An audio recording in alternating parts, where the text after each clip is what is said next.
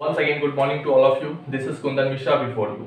This is all-in-one session of reflection of life, and especially those students who have missed the session that it can absolutely learn all types of questions that's derived from this reflection of life chapter. Now I am talking about this chapter. At first, रे किरण किरण किसे कहते हैं? तो प्रकाश जिस समतल पथ पर गमन करती है, the plane where light has passed, that is called रे।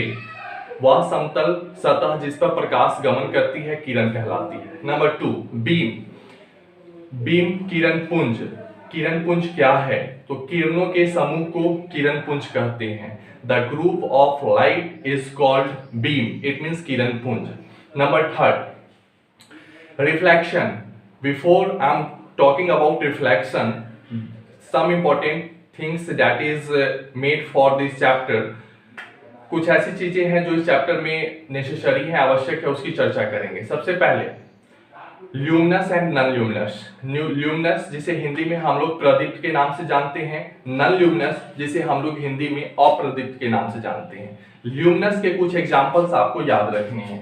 ल्यूमिनस के एग्जाम्पल हो गए सन, जिसका अपना प्रकाश होता है, स्टार जिसका अपना प्रकाश होता है, लाइटिंग कैंडल जलती हुई मोमबत्ती, ये ल्यूमिनस के एग्जाम्पल हैं। ल्यूमिनस को हम लोग हिंदी में प्रदीप्त वस्तु के नाम से जानते हैं, जिसका अपना प्रकाश होता है, जो खुद प्रकाश उत्सर्जित करती है।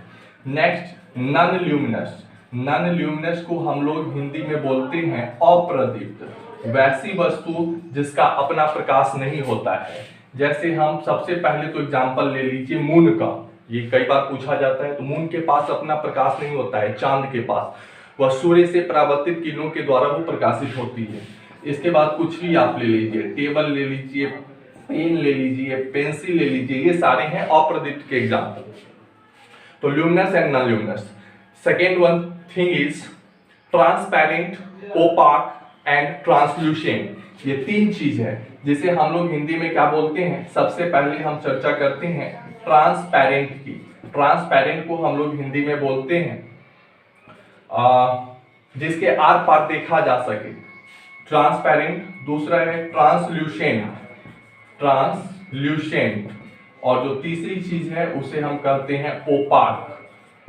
ये पारदर्शी, जिसके आर पार देखा जा सके। ये पारभासी, जिसके आर पार थोड़ा थोड़ा दिख सकता है। और ये अपारदर्शी, ओपाक अपारदर्शी, जिसके आर पार कुछ नहीं देखा जा सकता है। पारदर्शी के एग्जाम्पल में आपको याद रखना है वाटर, इसके आर पार हम लोग देख पाते हैं, एयर देख पाते हैं। ट्रांसलूसेंट पारभासी, जिसका कुछ अंश ही हम दूसरी तरफ देख पाते हैं, उसके एग्जाम्पल आपको याद रखना है घिसा कांच, यानी रफ्ट ग्लास, एंड तेल लगा कागज, कुहासा फॉग, ये सब हैं जिसके आर पार थोड़ा थोड़ा हम दूर तक देख पाते हैं लेकिन पूरा साफ नहीं देख पाते हैं। ओपाक, जिसके आर पार हम कुछ देख ही नहीं सकते। जैसे ये व्हाइट बोर्ड है, इसके आगे क्या है बाहर क्या है मैं नहीं देख पा रहा हूँ। तो आप व्हाइट बोर्ड ले सकते हैं, वुड ले सकते हैं, लकड़ी ले सकते हैं, पेंसिल ले सकते हैं। ये सारे एग्जाम्पल हो गए किसके? Transparent, opaque and translucent. यानी आपसे पूछा जाता है कि मून क्या है, चांद क्या है, वो ल्यूमिनस थिंग है या नॉन ल्यूमिनस थिंग है, वो ओपाक है या फिर वो ट्रांसल्यूसेंट है। तो सबसे पहले आपको याद रखना है कि ल्यूमिनस नॉन ल्यूमिनस के लिए चर्चा किया जाएगा तो चांद को हम नॉन ल्यूमिनस कैटेगरी में रखेंगे क्योंकि उसका अपना प्रकाश नहीं होता है। अगली चीज हम लोग चर्चा करेंगे रिफ्लेक्शन ऑफ लाइट, प्रकाश का परावर्तन। तो सीधे ध्यान रखना है, प्रकाश के किसी वस्तु से टकराकर लौटने को प्रकाश का परावर्तन कहते हैं। अब ये चीज ध्यान में रखनी है कि प्रकाश के परावर्तन के कितने नियम हैं। तो प्रकाश के परावर्तन के टोटल 2 नियम हैं। पहला नियम क्या कहता है? आपतित किरण, आने वाली किरण, परावर्तित किरण, जाने वाली किरण, और उसके बीच लंब जिस बिंदु पर होते हैं वह तीनों एक ही समतल पे होते हैं। इसकी चर्चा हम लोग पिछले टॉपिक में कर चुके हैं। ये मान लेते मिरर है, यहाँ कोई प्रकाश की किरण आई, आने वाली किरण, ये जाने वाली किरण, और इसके बीच समतल से जो हम अभिलंब खींचते हैं ये क्या होता है? ये तीनों एक ही तल, ये एम एन, ये कहाँ है? ये आने वाली बिंदु यहाँ, इसकी बिंदु यहाँ, इसकी बिंदु यहाँ, यानी तीनों के तीनों एक ही समतल में है। यही परावर्तन का पहला नियम कहता है। दूसरी चीज कहती है आने वाली किरण जो होती है वो अभिलंब के साथ जितना डिग्री का कोण बनाती है उतनी ही डिग्री का कोण यहाँ पे जाने वाली किरण अभिलंब के साथ बनाती है। यानी angle of incidence is equal to angle of reflection, यानी आपतन कोण परावर्तन कोण के बराबर होता है। यानी रिफ्लेक्शन ऑफ लाइट के दो चीज हम लोग पढ़ चुके हैं। प्रकाश के परावर्तन के दो नियम हैं। पहला, आपतित किरण परावर्तित किरण और आपतन बिंदु पर डाला गया अभिलंब तीनों एक ही समतल पे होता है। और दूसरा हम लोग पढ़े हैं आपतन कोण परावर्तन कोण के बराबर होता है। तीसरी चीज हम लोग पढ़े हैं इमेज के बारे में। इमेज को हम लोग हिंदी में प्रतिबिंब के नाम से जानते हैं। प्रतिबिंब दो प्रकार के होते हैं, एक वास्तविक प्रतिबिंब होता है और एक आभासी प्रतिबिंब, यानी एक रियल और एक वर्चुअल। ध्यान रखना है इसमें सबसे बड़ा इंपॉर्टेंट चीज क्या आता है, जो वास्तविक प्रतिबिंब होता है वो होता है हमेशा उल्टा। वास्तविक प्रतिबिंब कैसा बनता है, तो वो उल्टा बनता है। और आभासी प्रतिबिंब जो होता है वो कैसा बनता है, वो हमेशा सीधा बनता है। ये एक चीज निकल के आता है। दूसरी चीज यहां से निकल के आती है कि वास्तविक प्रतिबिंब को हम लोग पर्दे पर प्राप्त कर सकते हैं। पर्दा कहने का मतलब है जो स्क्रीन हम लोग हॉल में देखते हैं उस हॉल पे पर्दे पर प्राप्त किया जा सकता है, लेकिन इसे पर्दे पर प्राप्त नहीं किया जा सकता। ये इंपॉर्टेंट थिंग निकल के आते हैं कि वास्तविक प्रतिबिंब और आभासी प्रतिबिंब का सबसे मेन फैक्टर है कि वास्तविक प्रतिबिंब हमेशा उल्टा बनता है उसका इमेज, जबकि आभासी प्रतिबिंब हमेशा सीधा बनता है। वास्तविक प्रतिबिंब को हम लोग पर्दे पर उतार सकते हैं, जबकि आभासी प्रतिबिंब को पर्दे पर नहीं उतार सकते। आगे चर्चा की करते हैं हम लोग, जिसमें हम लोग स्फेरिकल मिरर के बारे में पढ़ रहे थे। क्योंकि ये परावर्तन रिफ्लेक्शन की क्रिया सिर्फ और सिर्फ होती है मिरर में। मिरर को हम लोग हिंदी में दर्पण के नाम से जानते हैं। और ये दर्पण किसका भाग है, तो एक खोखले गोले का भाग है। ये खोखला गोला जब इसे हम बीच से मिटा देते हैं, तो बीच से मिटाने के बाद और जब इसके एक भाग को हम रंग देते हैं, तो रंग देने के बाद यह भाग हो जाता है उत्तल, और दूसरा भाग को अगर हम बाहरी सतह से रंग देते हैं तो ये हो जाता है अवतल। यानी स्फेरिकल मिरर दो प्रकार के होते हैं, एक उत्तल होता है, दूसरा अवतल होता है। इसके बाद आपको याद रखना है कि उत्तल दर्पण का कौन सा सतह रंगा हुआ होता है, तो उत्तल दर्पण का आप देख रहे हैं भीतरी सतह इसका रंगा होता है। और परावर्तन की क्रिया कहां से होती है, तो परावर्तन की क्रिया बाहरी सतह से, आउटर सरफेस से होती है। जबकि वही हम चर्चा करेंगे अगर अवतल दर्पण में, तो अवतल दर्पण की बाहरी सतह रंगी होती है और परावर्तन की क्रिया कहां से होती है, तो परावर्तन की क्रिया होती है भीतरी सतह से, इनर मोस्ट पोर्शन से। तो ये उत्तल और अवतल दर्पण क्या है, तो स्फेरिकल मिरर के दो प्रकार हैं।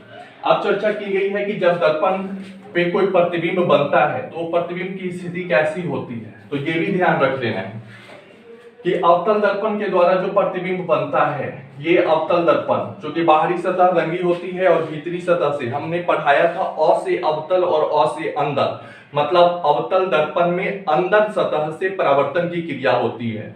उ से उत्तल, उ से उभरा हुआ, उत्तल दर्पण में उभरे हुए सतह से परावर्तन की क्रिया होती है।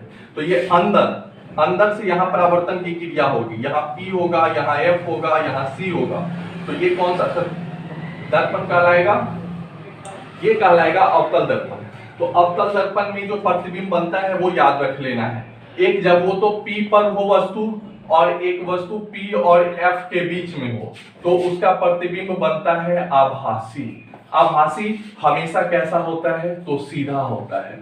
बाद बाकी इसके किसी भी सतह पे अगर किस दर्पण से आगे अगर प्रतिबिंब रखा जाता है, चाहे वो F पे हो, F एंड C के बीच हो, C पर हो, C एंड इनफाइनाइट के बीच हो, या इनफाइनाइट पे हो, वो हमेशा प्रतिबिंब कैसा बनता है, वो बनता है वास्तविक। और वास्तविक हमेशा कैसा होता है, तो वो होता है उल्टा। यानी अवतल दर्पण में प्रतिबिंब आभासी काल्पनिक बनने की दो ही स्थिति है, ये ध्यान रखना है। कब, जब वस्तु या तो P पर हो या P और F के बीच में हो तो आभासी बनेगा। बाकी कहीं भी हो, या तो F पे हो, F और C के बीच हो, C पर हो, C अनंत के बीच हो या अनंत पे हो, तो वस्तु हमेशा कैसा बनता है, उसका प्रतिबिंब वास्तविक बनता है और उल्टा बनता है।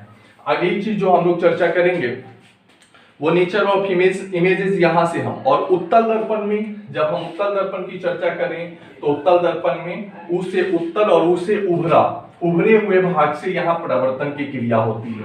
तो यहाँ जो होगा, यहाँ F और यहाँ C, यहाँ की जो स्थिति बनती है, तो इसमें जब भी कोई प्रतिबिंब बनता है वो दर्पण के पीछे बनता है। तो पीछे बनने का मतलब है कि इसमें हमेशा जो प्रतिबिंब बनता है वो आभासी, जिसे आप इंग्लिश में वर्चुअल कहते हैं, और सीधा बनता है यानी इरेक्ट। यानी उत्तल दर्पण में जो प्रतिबिंब बनती है वो ऑलवेज इरेक्ट एंड वर्चुअल, जबकि अवतल दर्पण की चर्चा करें तो उसमें वास्तविक और आभासी हम लोगों ने देखा दोनों प्रकार के प्रतिबिंब बनते हैं। ये चीज याद रखना है।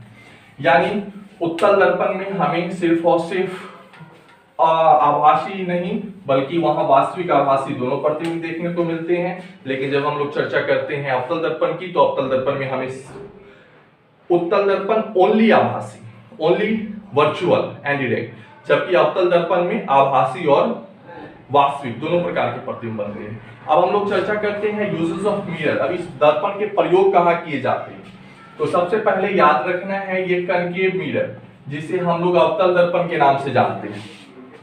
हजामती दर्पण शेविंग करने के लिए सैलून में जो यूज किया जाता है मिरर, वो कौन सा होता है, वो अवतल दर्पण होता है। डॉक्टरों द्वारा नाक कान गला की जांच करने में अवतल दर्पण का प्रयोग, सौर भट्टी में सोलर सेल में अवतल दर्पण का उपयोग, और गाड़ियों की हेडलाइट जहां से लाइट जलती है रात को, उसमें कौन सा दर्पण, तो वो अवतल दर्पण में। ये सिर्फ याद करने की चीज है, आप शायद 2 बार सुनेंगे इस वीडियो को, आप समझ में आ जाएगा। उत्तल दर्पण का प्रयोग गाड़ियों के साइड मिरर में, और उत्तल दर्पण का प्रयोग स्ट्रीट लाइट जो हमारे मोहल्ले में लाइट होती है उसमें। यानी हम एक बार इसे लिख दें, अवतल दर्पण का प्रयोग कहाँ किया जाता है, तो गाड़ियों के हेडलाइट में, इतना तो समझ में आ जाएगा। दूसरा चीज कहाँ किया जाता है, तो डॉक्टर के द्वारा किया जाता है रोगियों की नाक कान गले जांच करने में। तीसरा कहाँ किया जाता है, सौर भट्टी में किया जाता है। चौथा कहाँ किया जाता है, तो हेडलाइट डॉक्टर के द्वारा, सौर भट्टी ये। और उत्तल दर्पण में हम चर्चा करें तो इसका प्रयोग कहाँ किया जाता है, गाड़ियों के साइड मिरर में किया जाता है, और स्ट्रीट लाइट में इसका प्रयोग किया जाता है। ये उत्तल और अवतल दर्पण में बनने वाली कुछ स्थिति है जिसका प्रतिबिंब हम लोग जानते हैं किस प्रकार का होता है। फिर हम लोग साइन कन्वेंशन, जो हमारा लास्ट टॉपिक था, उसमें भी हम लोग पढ़ चुके हैं साइन कन्वेंशन क्या होता है। साइन कन्वेंशन के आधार पर ही प्रतिबिंब की दिशा, स्थिति, प्रकृति का ज्ञान हो पाता है। प्रतिबिंब आगे बनी, पीछे बनी, ऊपर बनी, नीचे बनी, ये हमें वहां से दिख पाता है। साइन कन्वेंशन के लिए हम लोग पढ़े थे कि इसका जो P होता है, इससे अगर ऊपर की ओर अगर प्रतिबिंब बन रहा है तो वो होगा पॉजिटिव, नीचे होगा निगेटिव, दाहिने बनेगा पॉजिटिव, बाएं बनेगा निगेटिव। तो इस स्थिति के आधार पे हमें ये चीज स्पष्ट नजर आ जाती है कि जब हम एक चर्चा करते हैं दर्पण की, तो दर्पण हम लेते हैं अवतल दर्पण है, यहाँ MN, यहाँ P हो गया, यहाँ F हो गया, यहाँ C हो गया। अब इसमें चर्चा किया जाए कि F क्या है। यहाँ से यहाँ की दूरी को हम कहते हैं फोकस दूरी, स्मॉल f, और यहाँ से यहाँ की दूरी को हम कहते हैं R, कैपिटल R, यानी वक्रता त्रिज्या। तो हम क्या देख रहे हैं कि अगर इसे मापना है तो हमें लेफ्ट साइड की ओर मापना पड़ेगा। तो इस स्थिति में लेफ्ट में हम जाएंगे तो हमारा साइन हो जाएगा निगेटिव, यानी F होगा निगेटिव और R भी होगा निगेटिव। लेकिन यही चर्चा हम किस में कर लें, यही चर्चा अगर हम कर लेते हैं उत्तल दर्पण की चर्चा करते हैं। अगर उत्तल दर्पण की चर्चा करें तो इसमें क्या हो जाता है, P यहाँ है, F यहाँ है, C यहाँ है, ये राइट साइड है। तो इसमें जो F होंगे वो क्या हो जाएंगे पॉजिटिव, और R क्या हो जाएगा वो। यानी एक चीज आपको यहाँ ये ध्यान रखना है कि साइन कन्वेंशन के अनुसार उत्तल दर्पण में F और R क्या होते हैं, पॉजिटिव होते हैं, यानी फोकस दूरी और वक्रता त्रिज्या यानी रेडियस ऑफ कर्वेचर वो पॉजिटिव। जबकि अगर हम चर्चा कर दें इसमें तो अवतल दर्पण में, कनकेव में, ये कन्वेक्स में, तो कनकेव में चर्चा करेंगे वो निगेटिव होगी। ये चीज जो हम लोग चर्चा किए थे मिरर फॉर्मूला, मिरर फॉर्मूला बहुत ही आसान है, आप सभी लोग को इसे याद रखना है। इस पे कुछ न्यूमेरिकल भी बनेंगे, आप इसे बनाएंगे अपने एक्सरसाइज में। न बनने के बाद अगर उसमें ज्यादा परेशानी आएगी तो उस पर भी चर्चा किया जाएगा। मिरर फॉर्मूला क्या कहते हैं, 1/v plus 1/u is equal to 1/f। ये मिरर फॉर्मूला, बस इतना याद करना है। यहाँ v क्या है, तो v है इमेज, इमेज को v से दर्शाया जाता है, स्मॉल v। u क्या है, तो u है ऑब्जेक्ट। ये ऑब्जेक्ट क्या, डिस्टेंस ऑफ इमेज आप लिख सकते हैं, डिस्टेंस ऑफ ऑब्जेक्ट। और ये क्या है, तो ये फोकस दूरी है, फोकल डिस्टेंस है। तो v प्रतिबिंब की दूरी, u वस्तु की दूरी और f फोकस की दूरी। यही है आपका मिरर फॉर्मूला। आगे इस चीज चर्चा की गई है, ये मैग्निफिकेशन भी आप पढ़ लिए, मिरर फॉर्मूला भी पढ़ लिए। तो यानी इसमें हमें लग रहा है कि करीब करीब आपको इससे ज्यादा कहीं से कोई क्वेश्चन नहीं आएंगे। आप एक बार बारीकी से इस वीडियो को शुरू से अंत तक देख लेंगे। जो भी हम बोले हैं, खास करके हमारी बोली पर आपको ध्यान देना है। जिन जिन टॉपिक पे हमने चर्चा किया है उस टॉपिक को सुनना है। एक बार नहीं, दो बार नहीं, 4 बार आप सुन लो, लेकिन इससे ज्यादा ऑब्जेक्टिव आपके नहीं बनने जा रहे हैं। तो आपका दिमाग कंसंट्रेट होना चाहिए कि हमें कैसा पढ़ना है, क्या पढ़ना है। तब तक के लिए best of luck, have a good day, bye. But अगर पसंद आए तो लाइक एंड सब्सक्राइब।